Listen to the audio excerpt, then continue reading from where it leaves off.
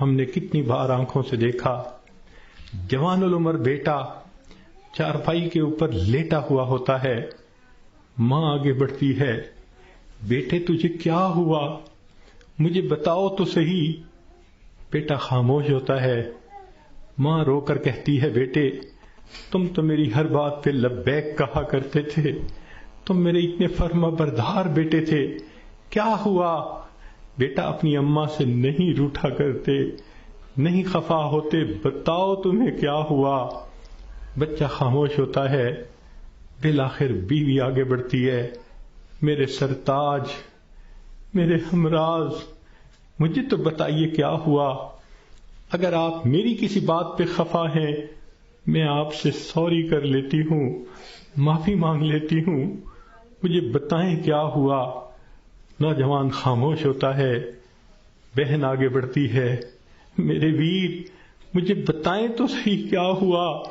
خاموش ہوتا ہے، بہن کہتی ہے کہ مجھے بتائیں، میں ابھی ڈاکٹر کو بلواتی ہوں، مگر جوان کوئی جواب نہیں دیتا۔ بیٹی آگے بڑھتی ہے، ابو مجھے بتائیں تو صحیح کیا ہوا، ابو میں آپ کی بیٹی ہوں، میں آپ کی خدمت کے لیے 24 گھنٹے حاضر ہوں، کچھ کھانا ہے یا پینا ہے مجھے بتائیے، کوئی کام ہے مجھے بتا دیجئے، ابو مجھے بتائیں تو صحیح کیا ہوا۔ باپ خاموش ہوتا ہے، بیٹی روتی رہ جاتی ہے، ماں پھر آگے بڑھتی ہے، بیٹے میں نے کال کر دی ہے، ابھی ڈاکٹر کو بلواؤں گی، تمہارا علاج کرواؤں گی۔ بیٹا خاموش ہوتا ہے، اسی خاموشی کی حالت میں ماں دیکھتی ہے، آنکھیں کھلی رہ گئیں، روح نکل گئی، وہ اپنے کانپتے ہاتھوں کے ساتھ جوان بیٹے کی آنکھوں کو انگوٹھے رکھ دیتی ہے۔ اس ماں نے کبھی سوچا بھی نہ تھا میں بڑھاپے میں جوان بیٹے کی آنکھیں بند کروں گی۔ جب بچے کی روح نکل جاتی ہے، سب رو رہے ہوتے ہیں، کہنا شروع کر دیتے ہیں میت کو فلاں کپڑے میں رکھ دو، تھوڑی دیر پہلے یہ کسی کا باپ تھا، یہ نوجوان کسی کا بیٹا تھا، کسی کا بھائی تھا، کسی کا خاوند تھا، اب کیا ہوا؟ سب نے اس کو میت میت کہنا شروع کر دیا، تو جواب ملے گا اصلی انسان تو چلا گیا، یہ اس کا جسم باقی ہے، اس کو بھی ہم اس کے اصلی گھر پہنچائیں گے۔ چنانچہ اس کو نہلا دیا جاتا ہے، کفنا دیا جاتا ہے اور جنازے کا اعلان کر دیا جاتا ہے۔ اس کو لینے کے لیے کئی رشتہ دار کمرے کے اندر آ جاتے ہیں، بھئی تم کیوں آئے ہو؟ ہم اس کو اس کے اصلی گھر پہنچانے کے لیے۔ بھئی یہ گھر بھی تو اسی کا تھا، اسی نے پلاٹ خریدا، اسی نے نقشے بنوائے، اسی نے کمرہ بنوایا، اسی نے یہ مکان بنوایا، ماربل لگوایا، کہاں کہاں سے فرنیچر ڈھونڈا، کہاں کہاں سے بجلی کی فٹنگ خرید کے لایا، ابھی تو دیواریں بھی میلی نہیں ہوئی، تم اس کو لینے آ گئے ہو۔ سب کہیں گے یہ تو عارضی گھر تھا، اصلی گھر تو آگے ہے، 2 گز زمین کا ٹکڑا، چھوٹا سا تیرا گھر ہے۔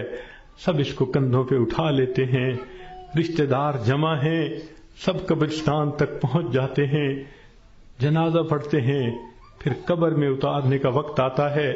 شریعت کا یہ حکم ہے کہ جو قریب ترین رشتہ دار ہو وہ قبر میں اتارے۔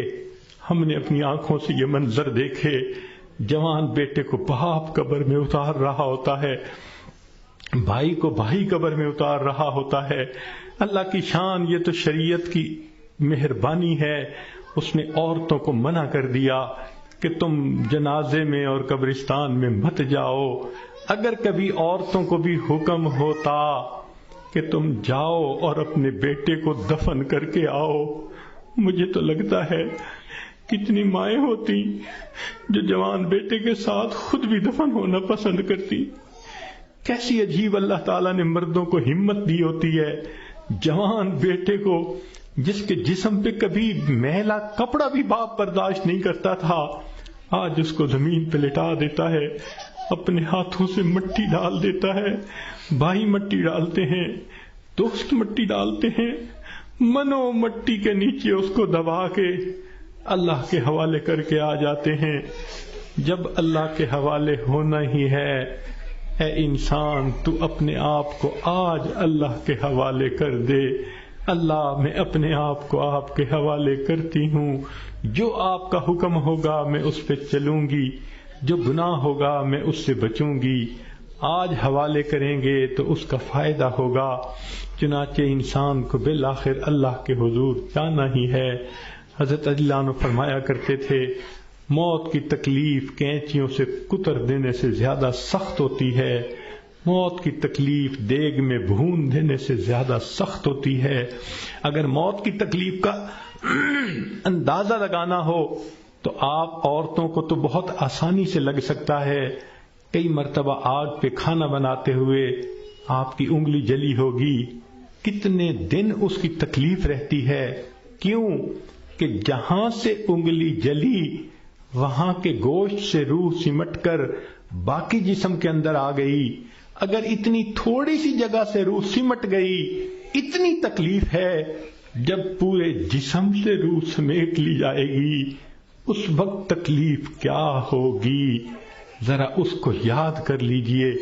آج وقت ہے ہم اس کی تیاری کر لیں، پھر موت کے وقت تکلیف ایسی نہیں ہوگی۔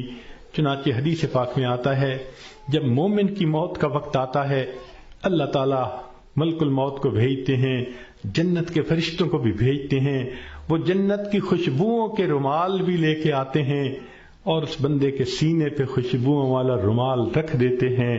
اس بندے کو جنت کی خوشبو آتی ہے، اس کا دماغ معطر ہو جاتا ہے اور اس کی روح کو ایسے قبض کرتے ہیں جیسے مکھن میں سے بال نکال لیتے ہیں۔ جب اس کی روح کو لے کے چلے جاتے ہیں اللہ تعالیٰ فرشتوں کو حکم فرماتے ہیں، دیکھو یہ میرا نیک بندہ تھا، روح کو قبض کر لیا گیا، اب جدھر سے اس کا جنازہ گزرے گا تم راستے کے دونوں طرف ادب سے کھڑے ہو جاؤ۔ سبحان اللہ، مومن کی کیا شان ہے، جہاں جہاں سے جنازہ گزرتا ہے فرشتے راستے کے دونوں طرف ادب سے کھڑے ہوتے ہیں۔ حدیث پاک میں آتا ہے، جس جگہ یہ بیٹھ کر نماز پڑھتا تھا زمین کا وہ ٹکڑا رو رہا ہوتا ہے، جہاں قرآن پڑھا کرتا تھا زمین کا وہ حصہ رو رہا ہوتا ہے، آسمان کے وہ دروازے روتے ہیں جہاں سے اس کے لیے رزق اتارا جاتا تھا۔ سبحان اللہ، یہ اللہ کے عاشق کی موت ہے۔ اس لیے کہا گیا کہ عاشق کا جنازہ ہے، ذرا دھوم سے نکلے، محبوب کی گلیوں سے ذرا گھوم کے نکلے۔ یہ عاشق کا جنازہ جا رہا ہے۔ پھر اس کو جب دفن کیا جاتا ہے حدیث پاک میں آتا ہے اللہ تعالیٰ فرشتوں کو فرماتے ہیں، یہ میرا بندہ دنیا سے تھکا ماندہ آیا ہے، جاؤ اور اس کو جا کر کہہ دو، نم کنومت العروس، دلہن کی نیند سو جا۔ فرشتہ آ کے خوشخبری دے دیتا ہے تم دلہن کی نیند سو جاؤ۔ یہاں محدثین نے نکتہ لکھا، یہ کیوں نہ کہا میٹھی نیند سو جاؤ، آرام کی نیند سو جاؤ، گہری نیند سو جاؤ، یہ کیوں کہا کہ دلہن کی نیند سو جاؤ؟ تو اس کا جواب انہوں نے یہ دیا کہ دلہن جب پہلی رات اپنے کمرے میں جا کر سوتی ہے اس کو وہی جگاتا ہے جو اس کا خاوند، اس کا محبوب ہوتا ہے۔ یہ مومن آج قبر میں دلہن کی نیند سو رہا ہے، کل قیامت کا دن جب ہوگا اس کو وہی جگائے گا جو اس کا محبوب حقیقی ہوگا۔ چنانچہ مومن قبر سے اٹھے گا، آواز آئے گی، یا ایتھا النفس المطمئنہ ارجعی الی ربک راضیۃ مرضیہ فادخلی فی عبادی وادخلی جنتی۔ مومن کی آنکھ کھلے گی، اللہ تعالیٰ مسکرا کر اس کا استقبال کریں گے۔ یہ کیسا خوش نصیب انسان ہے کہ جس نے اچھی زندگی گزاری، آج یہ دنیا سے آخرت کی طرف کامیاب ہو کر چلا گیا۔ اللہ تعالیٰ ہمیں بھی ایسی کامیابی والی زندگی گزارنے کی توفیق عطا فرمائے۔ وآخر دعوانا ان الحمد للہ رب العالمین۔